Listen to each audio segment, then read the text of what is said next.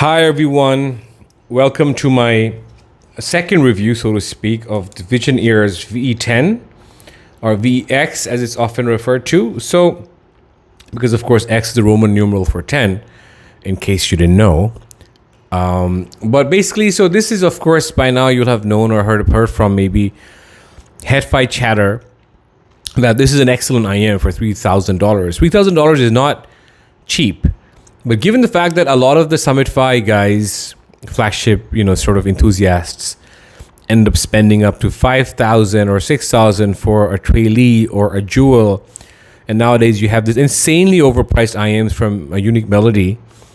And apologies to Unique Melody if this offends you. I just think the $9,000 price point is a bit much for the products that are in offer, and I would humbly request brands to right size their pricing, because if this is what's possible in $3,000, then a lot of your price point should come down, honestly, because this is just fantastic, tonally, technically, and overall in terms of its. Just look at the build quality of this. It's anodized aluminum shells, and it just looks stunning. It's got 10 drivers, but yet it has a very, very appealing form factor, which is not too intrusive or not too bulky. It's just light and just right, and it's sturdy. And you get this extraordinarily awesome and ergonomic and good-looking stock cable. This stock cable I would, pick over a lot of other, high-end cables from Elatech or other companies, because it's just so fantastic. Anyway, so I reviewed this already, and I don't want to go on and on about its stock cable and what it comes with, but I do want to do a quick shootout with current IEMs in my stable. So this video is not intended to be a very long comparison. I'll try to keep this brief. Okay, so starting with the Canera for Nandi, which is a nice IEM. By the way, this is not a stock cable from Canera. This is from Toxic Cables. It is their Black Widow blue cable, which I really, really, really love. I just find this cable to be so supple and ergonomic, and the nice amount of lightness. And so it's not exactly super light, but it's not super heavy. It just has great skin feel, and the sort of ever so slight weight that makes it feel premium. Great splitter. In any case, you see the Canera lettering here. It's a stunning looking IEM, and of course the Verdandi lettering here on the right hand side, or the right shell. So I mean, how does the Verdandi compare to the VEX? Of course, the VEX is, I think, technically a better IEM. The Verdandi is a little more laid back. But the Verdandi does provide a lot of technical performance for the price, and I would say, with it possibly 90% of the technical performance of a VEX. But of course, if you like this sort of a mid-range performance people have come to associate with the VEX or Visioneer's IEMs, there is no replacing this. Of course, this has this warm, rich, organic tonality in the mid-range, and voices sound very full and lush, and just very pleasing. And of course, this is a dynamic driver for bass, as does this, but the dynamic driver here I do think punches more. This is a slightly less laid-back presentation compared to this, and I think this might work with genres like metal and rock a bit better. And I prefer the Verdandi for genres like acoustic and classical, which I honestly don't listen to as much as I do in terms of rock and metal. But overall, the Verdandi is a killer for the price. It's a fantastic IEM for the price. It's a winner for the price, but this is a better IEM. This, of course, is 3 times more expensive, so that's worth keeping in mind. But diminishing returns do kick in, so that's also worth keeping in mind. Better, but this is good, very good, in fact. For the price, it's superb, and within biting distance in many ways, technically, of this. But yeah, I mean, there's no doubting the fact that the VE10 is what it is in terms of a price class defining IEM for $3,000. Now, to compare the VE10 with this very interesting IEM. Now, a lot of you might not have heard of this, as it's pretty evident. It's called the Omnium. It's from a brand called Craft Ears that's based out of Eastern Europe. And as you can see, there's another one of those new IEM companies that is doing really well in terms of their stock offerings, because this is a stock cable, and it's almost as excellent as the VE10 stock cable. The fit and finishing here is just so stunning, right? The Omnium is something that I think not a lot of people have heard about, but it is an IEM that I highly, highly encourage you to check out. Now the Craft Ears guys are small boutique brands, so they might have some delays in making and shipping your IEMs. This has a planar inside, a dynamic driver inside. It's a very interesting tech. And it has very interesting tonality and tuning with a very sub-bass focused bass and a very lovely and present treble and upper mid. So this is a fantastic IEM, and in many ways, I get a better sense of information in the background with this than I do even with my favorite IEM of all time, the Om Audio Jewels. Now, this is 2,300 euros, so roughly $2,500, I think, or between 2,300, depending on what the conversion rate is. Let's just say it's around $2,300. So it is a fair comparison to the VEX, because between $2,000 and $3,000, you get pretty much the same performance, I think. But I would still prefer the VEX to the Omnium, because it is somewhat special in its all-rounder capability. Its bass is perhaps, its sub-bass is perhaps not as present as the case may be for the Omnium, but its mid-range is, I think, where the magic lies, as is the case with most other Vision Ears IEMs.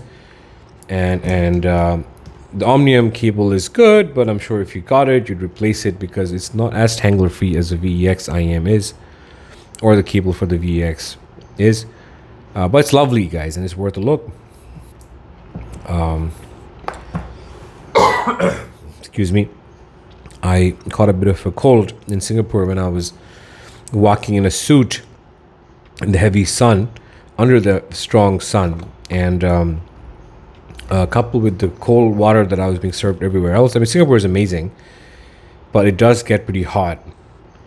And since I was there in April, I caught a bit of a cold due to this sort of, dynamic, so to speak, between being in a suit and walking around in a suit and sweating profusely, honestly, in Singapore, and at the same time getting served cold water everywhere. But anyway, and I can be somewhat sensitive to, sort of these seasonal challenges.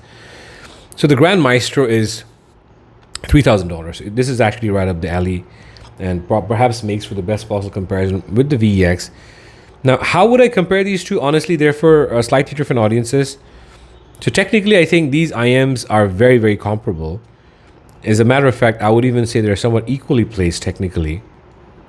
So if you look at the build quality and construction, I think the Grand Maestro is prettier, because the sort of marbled finish on the shells is just very picturesque, and the lettering, the logoization, and the word grand here in gold lettering is very classy. It's not very, it's both subtle and it's not subtle. This, of course, is a more minimal aesthetic. A lot of people like this minimal aesthetic, especially because it's lighter and thinner. Because if you look at how the Grand Maestro thickness of the shells compares with the VEX thickness, it's a no-brainer. I mean, this is perhaps 2.5 times thicker is what I would say in terms of the shell height. So there may be fit issues for a lot of people with the Grand Maestro.